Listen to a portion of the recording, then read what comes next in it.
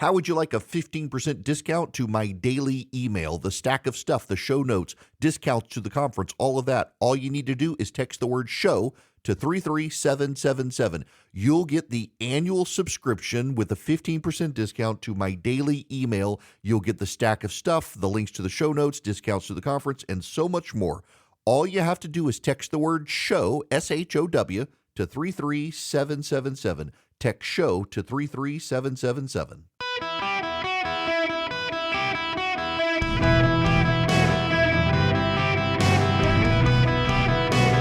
Welcome to the Eric Erickson Show podcast, Hour 2.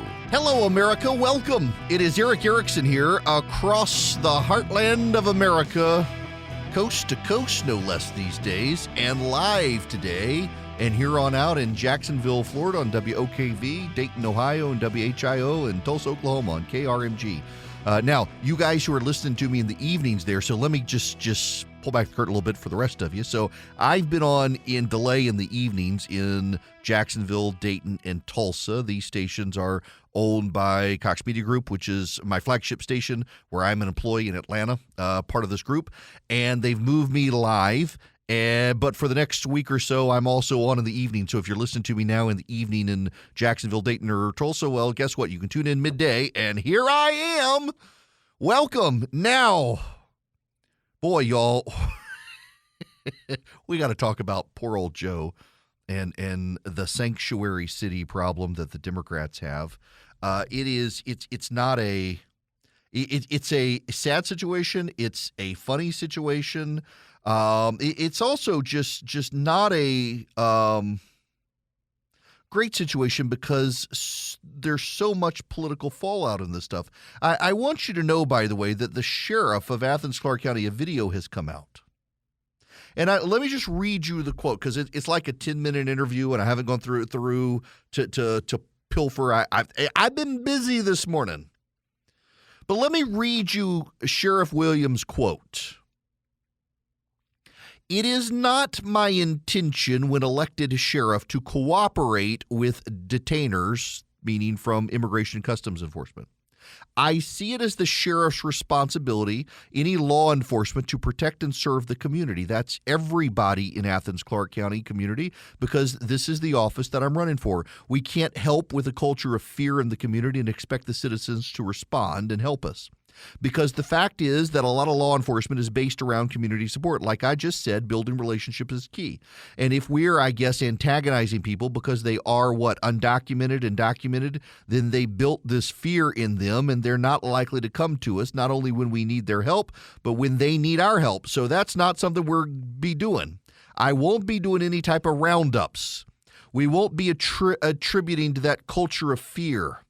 We want people to respect the police, but we also want them to trust us. In other words, the sheriff in Athens, Clarke County, where Laken Riley was murdered, said at his election that there would be no roundups of illegal aliens and, in fact, imposed a policy position that if a detainer is sent to the sheriff's office from Immigration and Customs Enforcement, they will not hold the illegal alien seeking to be detained unless it's also with a court order to do so, which ICE typically doesn't do because of the time it takes.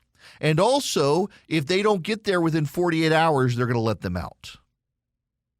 So he created, though the state of Georgia prohibits sanctuary cities, he and those around him created a situation by which it essentially operated Athens, Clarke County as a sanctuary city.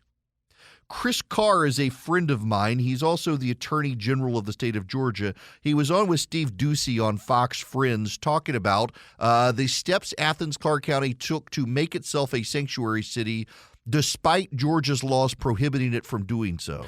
This is the perfect tragic storm of a failed immigration system, dangerous sanctuary cities policies, and an environment where DAs won't enforce the law such that law enforcement doesn't feel like it can do its job. Yeah. And I heard about the press conference that the mayor's going to engage in. Well, the first thing he needs to say is he can play word games all he wants. He is part of the team that created the sanctuary cities that they said they knew better than federal law or state law. He needs to start enforcing federal law, working with law enforcement so that people that are in this country illegally are deported. This crime could have been avoided if this individual was never here to begin with. And it's true. And this individual came over when Joe Biden was president of the United States in 2022. So what is Joe Biden's response today? The White House has decided there will be no new executive action to secure the border. Now, let me step back for just a moment, please. And don't shoot me for saying this. I'm trying to just give you honest analysis here. Y'all know where I stand on the issue, so don't shoot me for saying this. I ran political campaigns for a living and was very successful at doing so. I know politics. Like Mitch McConnell said yesterday in his speech, I have many faults, but understanding politics, but I understand politics. I forget exactly his phrasing. I understand politics. If Joe Biden were to come out and issue an executive order to secure the border, it would be disastrous politics for him. It'd be the right thing to do, but it'd be bad politics for him. The reason it'd be bad politics for him is because the Republican response writes itself. Why not sooner? Democrats want to blame the Republicans at this moment and say, had only they passed this compromise plan. Except Jose Ibarra came into the country in 2022. So if Joe Biden passes an executive order saying let's secure the border under presidential authority like he can do, like he has the power to do, but he says he doesn't if he does it, well, suddenly you realize he's been full of garbage the entire time. And that would be bad. As a political matter, whether you or I like it politically, he can't do it because he walks into a trap. But you know what Joe Biden is doing today? When Joe Biden ran for president the first time years ago and he was asked about illegal aliens, he essentially said we need to round them all up. In 2008, when Joe Biden ran for president, he wanted to round them all up. But in 2020, when Joe Biden decided to run for president, was asked if sanctuary cities should comply with the federal government, he said no. They should not comply with the federal government. Today, Joe Biden is asking the sanctuary cities of America to comply with the federal government. It's become a political issue.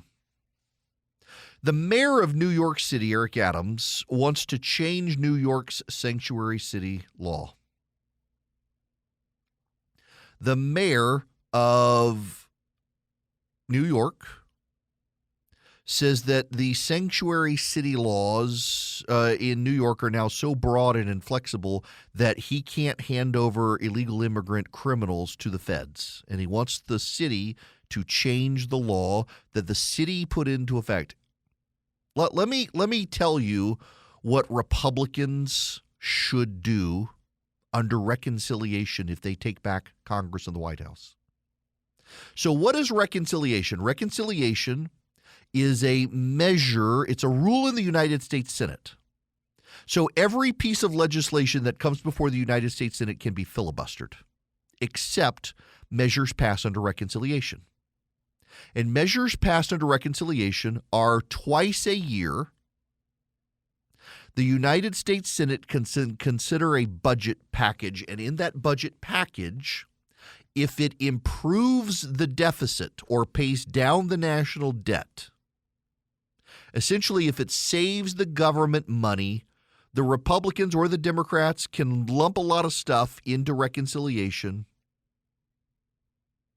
and pass it and avoid a filibuster no more than 2 times a year. The Democrats did this with the Inflation Reduction Act. They claimed that all of their measures would wind up saving money, and in fact, none of them did, but they used skewed data. The Congressional Budget Office signed off on it, and they got through it. Republicans can do the same thing, except the Congressional Budget Office, the Democrats have captured that institution. When Republicans get back in, they got a clean house. That's a side story. But Here's what Republicans can do. And they can put it under reconciliation. They have to win the Senate and the House and the presidency. And if they do, they can do this very simply and avoid the filibuster. No state, don't make it city, make it state. No state that has within its boundaries any subsidiary governmental entity that has operated as or declared itself to be a sanctuary to illegal aliens shall receive any money from the federal government. That'd save a lot of money, wouldn't it? Because let's say California has just one town that declares itself a sanctuary town. California would get $0. It would force the state legislatures in these states to act. No state that declares itself a sanctuary city shall get a penny from the feds. Save a lot of money because a lot of these states and a lot of these municipalities, they're not going to give up their sanctuary city status. They would rather give up federal tax dollars than cooperate by getting rid of illegal aliens. Make them choose their idol. Make them choose which idol they will worship, the government or the illegal alien. Because it's all idol worship. Let's just be honest here. When you have no God, you become your own God, and ultimately you wind up worshiping the government. You worship these causes, whatever cause it is. You throw yourself into it as if you're an evangelical missionary going off to the darkest parts of the world to share the gospel, except you're doing it for some cause that you believe is greater than yourself. And in this case, it's protecting illegal aliens from the feds. So Republicans can pass a law that says any state that has any entity within it that declares itself a sanctuary to illegal aliens, that state gets no money. And that would solve a lot of our budget problems because California isn't getting jack for anything. Do it. In the meantime, you got Joe Biden saying, hey, guys, sanctuary cities, you need to start cooperating with the feds, please. He's not going to sign an executive order to close the border. He's going to beg his progressive locations in this country to start cooperating with the feds.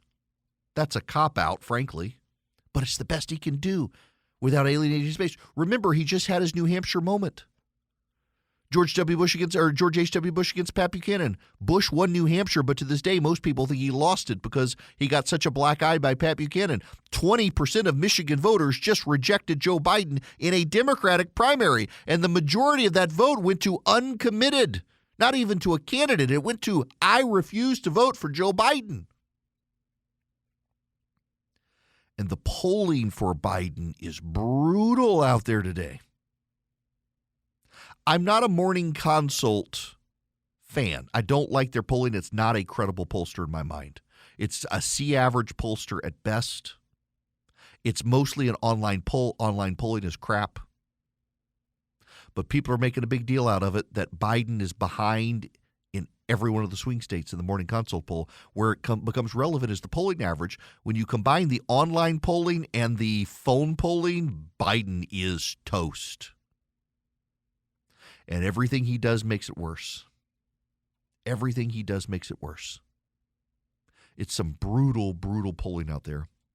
And that's the nature. It's the nature of Joe Biden, and the Democrats are starting to realize they have a serious problem with Joe Biden, and they're going to need to oust him. They're going to need to shake up the ticket. But they don't know how to figure this out because it's going to take Joe Biden.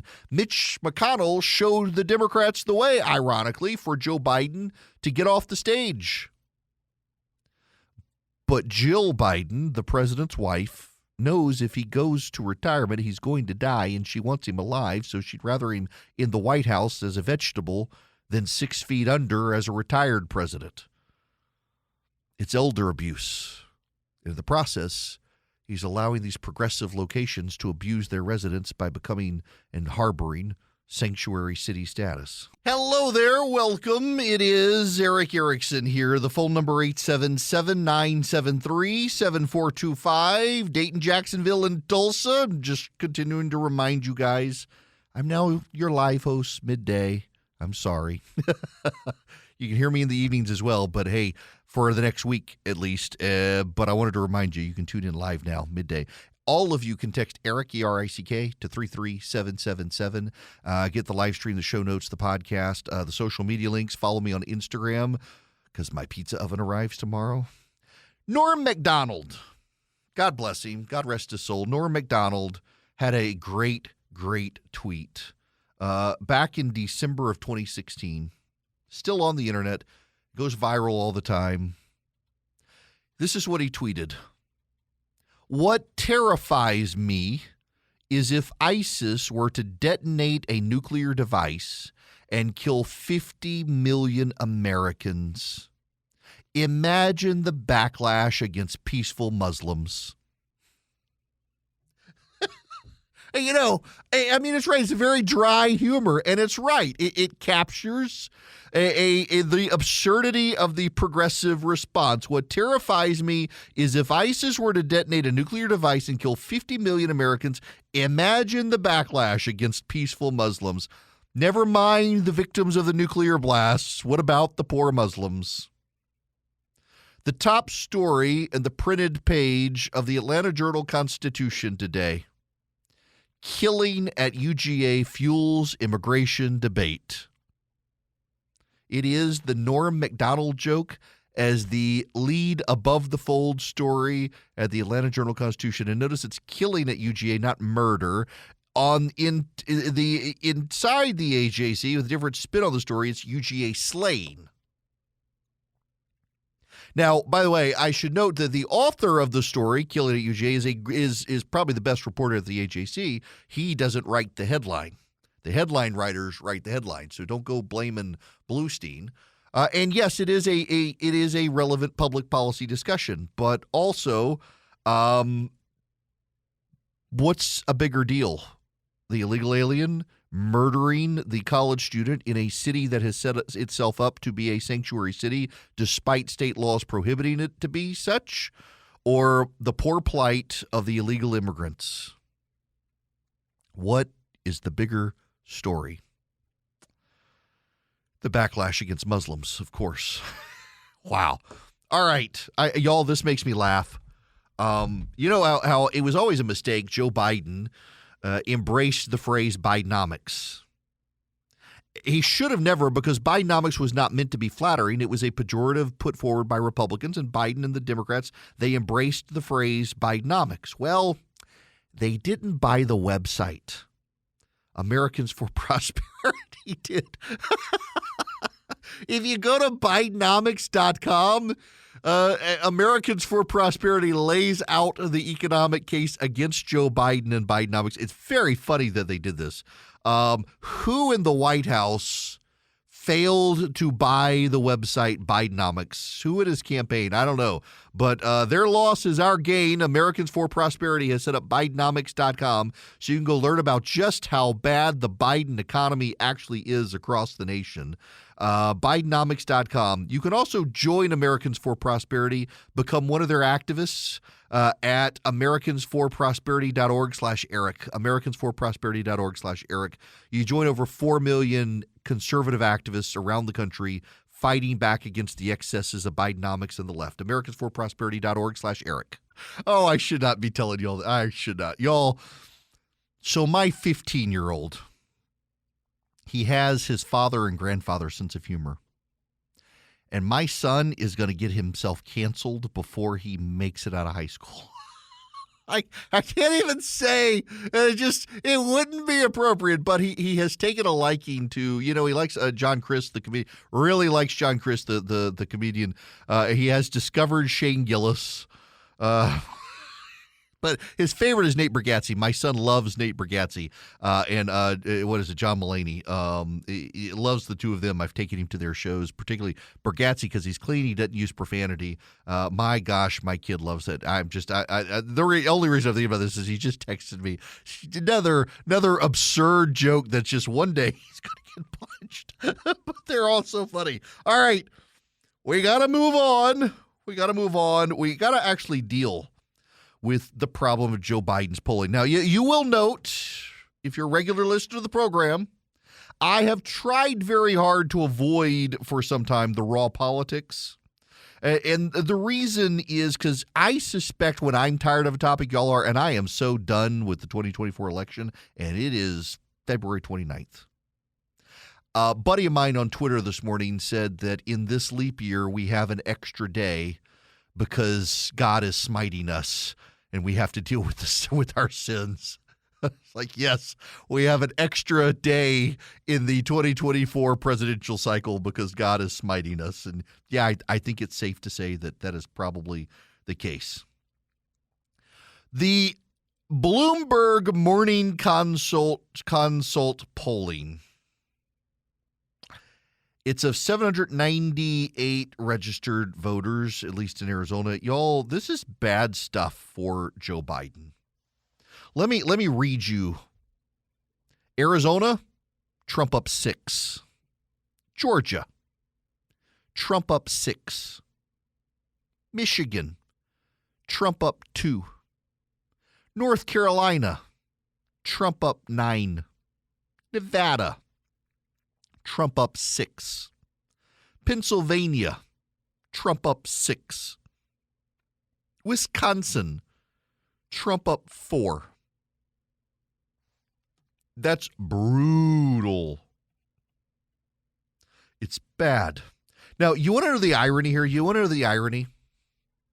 Don't shoot me for saying it. I'm just telling you what the polls say. The polls are around. They've been pretty good so far this year in the primaries. But this is, I find hilarious. I genuinely do find it funny. Just as someone, an observer of politics and the way this stuff plays out, when you dig into the polling, Americans hate Donald Trump. You may like him, but a majority of Americans hate him. A majority of Americans consider him immoral. And a majority of Americans believe he is unethical and a crook. And he's beating Joe Biden. He's mopping. Americans hate Donald Trump. They don't like him. They think he's an immoral crook, and they want him to be their president. When Joe Biden is on the other side. It's so bad. Frank Luntz points out Joe Biden won 6 of the 7 swing states in 2020. They're adding in North Carolina's one. He's losing all 7. That's how bad it is. It's just brutal. I mean, this is from Bloomberg News. Biden confronts deep voter concerns about his age. He's grappling with tough challenges from foreign wars to a southern border in crisis. Notice how it's a crisis now. Notice that the media, now they want to blame the Republicans for not passing that compromise plan. Suddenly they're using the word crisis. They haven't used the word crisis the whole time. Now they think they can blame Republicans for saying, aha, it's a crisis now. Biden is grappling with tough challenges from foreign wars to a southern border in crisis. None is trickier than his age. 8 in 10 voters in key presidential states said Biden, age 81, is too old. That's almost double the share that said the same about the likely Republican opponent, Donald Trump. You know the irony here? If Donald Trump is elected in 2024, he'll be the same age Joe Biden was when he was elected in 2020. Even core groups of Biden's 2020 coalition, which he must reassemble, harbor those concerns. Majorities of black voters, majorities of young voters, and majorities of women say he's too old. 7 in 10 voters who say they plan to vote for Biden again say he fits that description. At 77, Trump is not much younger than Biden, yet voters are more likely to describe him as mentally fit or in good health. Remember when the media made such a big deal about Donald Trump moving slowly down that ramp? The whole focus and fixation of the American media at that time was about, does he have dementia? Do we need the 25th Amendment? Notice how quiet the same people are about the 25th Amendment now. The numbers show the depth and breadth of voter concern that Biden is no longer fit to serve as commander-in-chief, which has overshadowed his achievements and proven to be a problem for his campaign staff. It's not as if they can turn back the clock. Biden has tried a number of ways to prove to Americans he's up to the task. He parried age concerns with humor, including a Monday appearance on Late Night with Seth Meyers, in which he turned the tables on Trump by saying his predecessor couldn't remember his wife's name at a recent event. Except, I don't watch Seth Meyers. Life is too short. But did you see the clip? Because I saw the clip. Every time Joe Biden is asked to reassure people about his age, he has a brain fart. He's like, I'm fine. Oh, he's got a stutter. I'm sorry. You can have a stutter. I grew up with a stutter. When I was a kid, my parents used to describe it as my mouth got ahead of my brain, which is still a problem if we're honest, but in different ways. But I would stutter. I would trip over my tongue. I would stutter. There are times when particularly when I'm tired, I go back to it. So I'm sympathetic. Biden does have a documented stutter. But you know what is not a stutter? Mixing up Egypt and Mexico when you're trying to hold a press conference to tell everyone you're mentally fit for the job. Not being able to phrase an answer is not stuttering. Oh, yeah, stuttering, your mouth can open and the words can come out garbled. I get that, but not being able to make a comprehensible response, that's not stuttering, that's dementia. Here's the thing. The polling from Bloomberg Morning Consult, it's not great quality polling. It's just not. Morning Consult polls are online polls. Online polls are voluntary polls. They pool people together who they think might wish to be polled, and they poll them. It's a volunteer thing, and online polling oversamples the well-off and the partisan activists and not the normal people of America who just don't really care but are engaged. But the phone polling is just as bad. In the Real Clear Politics polling average, Donald Trump is up precisely 2 points, 47.1 to 45.1. He's never been ahead. In 2016 and 2020, Trump was never ahead. In the last 1, 2, 3, 4, 5, 6, 7 polls, he's ahead in 5 of the 7. One is tied, and one is Biden ahead. Quinnipiac has a bias to the Democrats, a historic bias to the Democrats. Quinnipiac has oversampled Democrats the last 4 elections in a row, and it's only got Biden up 4. He should be up 6 in Quinnipiac to actually be ahead. The Economist YouGov poll has him tied. Morning Consult has Trump up 1. Harvard Harris has Trump up 6.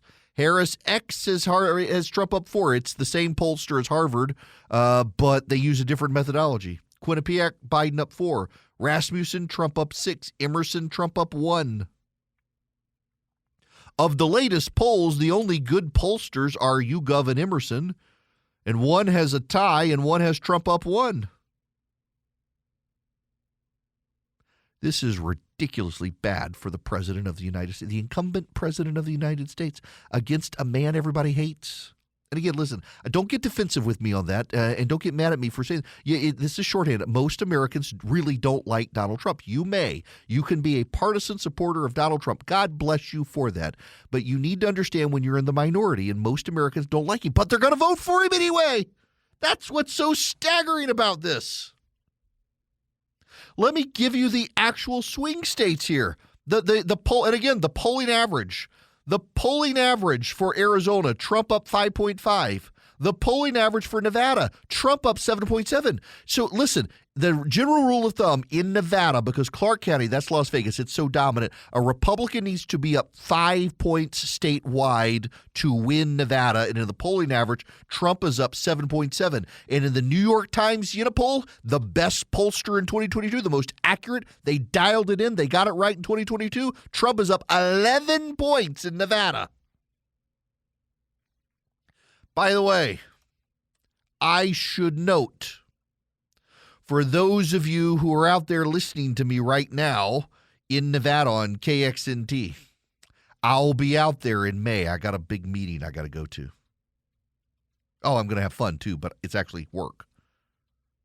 In Wisconsin, Trump's up 1 point in the polling average. In Michigan, Trump's up 3.6 points. In fact, there is not in 1, 2, 3, 4, 5, in the last 5 polls in Michigan, Trump's won every single one of them. In Wisconsin, in the last 5 polls, Biden won 1, 2 of them are tied, and the most recent 2 are Trump. In Pennsylvania, in the polling average, and this is where the polling average is important, in the polling average, Biden is up 0.8 of a point. Of the last 5 polls, he's won 3 of the last 5. The only one where Trump's up big is the Morning Consult online poll. In North Carolina, Trump's up 5.7% in the polling average. And in Georgia, which has had better, longer, more consistent polling, Trump's up 6.5%. He's up 6.5%. Now, as you know, there's an electoral college. So how does this play out? Let's say Biden wins Pennsylvania, but Trump wins the others. That's 293 electoral college votes for Donald Trump. He needs 270 to win. If he wins Michigan, you know what? Let's even give Wisconsin. Let's give Wisconsin to Joe Biden because Trump's barely up there. He's barely up. Democratic governor, Democratic Secretary of State gives him some advantage. It's very, very close within the margin of error. Let's give Wisconsin and Pennsylvania to Joe Biden because we're charitable, good Christians here. Joe Biden is ahead in Pennsylvania, and Trump is not ahead by a single point in Wisconsin. It's like a half a point or so, 0.8 of a point. That still gives the Republicans 283 electoral college votes. Nevada, Arizona, Georgia, North Carolina, Michigan. That's not good. Listen, here's the math of the electoral college. You know, so to win the presidency, when you go to the polls in November, you don't actually vote for president of the United States. I know you think you do, but you don't. What you actually do is you vote for your preference of electoral college members. You want the electoral college members who say they support Trump versus the electoral college members who say they support Biden. The actual election of the president of the United States happens on December 17th of each year. Unless that's a Sunday, then it happens on December 18th. That's when the Electoral College meets, and the Electoral College votes for president. But the Electoral College, with very rare exception, goes with the majority vote of their state. And if you take the Electoral College today out of the gate, it's 235 Republican, 226 Democrat, 77 Electoral College votes up for grabs. We know how the other states are going. I mean, you know Alabama's going for Donald Trump. You know California is going for Joe Biden. The only swing states out there really, even North Carolina is not really a swing state. Georgia, Arizona, Nevada, Michigan, Wisconsin, Pennsylvania, those are the swing states. And Trump's ahead in all but one. In Wisconsin, he's up barely. But you give all of them but Pennsylvania, Wisconsin to Joe Biden, or give them all to Trump except Wisconsin, Pennsylvania, give those charitably to Joe Biden, Donald Trump still wins. Democrats, y'all are headed to disaster, and you're going to be the ones in November say, the polls are wrong. We don't believe the poll. We don't want to look at the polls. Polls are designed to tell us how to vote, and we're not going to vote that way. We're going to go vote for Joe Biden. The polls are wrong until they're right. Y'all are walking into this. Mitch McConnell has shown you the path out of it, and Joe Biden, he will not. Somebody's going to start putting marbles on the steps at the White House to try to get that guy to retire. My goodness gracious. Now, I want to get you guys, speaking of those of you, KRMG, Tulsa, Oklahoma, there's a bank. It is headquartered in Oklahoma. It's called Old Glory Bank, and I love them. They're my bank. They actually are my bank. I have a checking account with them. I have a savings account with them. And you know why I use them? Because, one, it's a great bank. Online bill pay is fantastic. Their website is fantastic. Their debit card is gorgeous. But also, it was designed by conservatives for conservatives. They have an online banking bill of rights. So, for example, they're not going to just willy-nilly hand your transactions over to the feds like some banks do. They're not going to spy on what you're buying. They're not going to prohibit you from transactions you want. Like you want to go to use your debit card at a gun store, they're not going to stop you, unlike some banks and credit unions. They're family friendly as well. You can get your kids a checking or savings account. There will be no fees on the checking and savings accounts. You can get mortgages with them. VA, conventional, FHA. They're a legit bank, and they're great. They're nice people too. They're really nice people. They are conservatives. They share your values, and they started the bank because they've seen these debanking trends around the country, and they want to be exactly the opposite. They want to be a bank for conservatives. Their website is oldglorybank.com. You can get an account with them in less than 8 minutes. I got a checking and savings account. They've got great interest rates for the savings account. My kids' bank accounts are there, and they don't get charged fees, so they're not getting wiped out. Their little amount of money in their bank account is not getting eaten up by bank fees. All you have to do is go to oldglorybank.com. You can sign up today. Member FDIC, equal housing lender. The lawyers make you say those things, but it's true. Member FDIC, equal housing lender. Terms and conditions apply. Check out Old Glory Bank today. Hello, my friends. It is Eric Erickson here. Those of you in Dayton and Tulsa and Jacksonville, remember I'm live now, noon to 3 Eastern, 11 to Central. You can hear me in the evenings, and if you're listening in the evenings, just a reminder that I've moved time slots now on your station. The phone number 877-973-7425. If you text the word Eric to 33777, you can get the show notes, the live stream, the podcast, all that. But I want to give you a different word. Engage. ENGAGE. If you text that word, engage, you can get tickets to the conference in August. Maybe we should reach out and invite McConnell. I've never met the man. I've never even talked to the man. I've always been an opponent of his in everything. Maybe at the end, maybe I should sit on stage with him and ask him questions and engage in conversation with him. But we're going to have the governor of Montana and Georgia there. We're going to have candidates from Pennsylvania. I've reached out to the governor of Oklahoma, Kevin Stitt, hoping to get him there as well. A lot of others. Just text ENGAGE to 33777.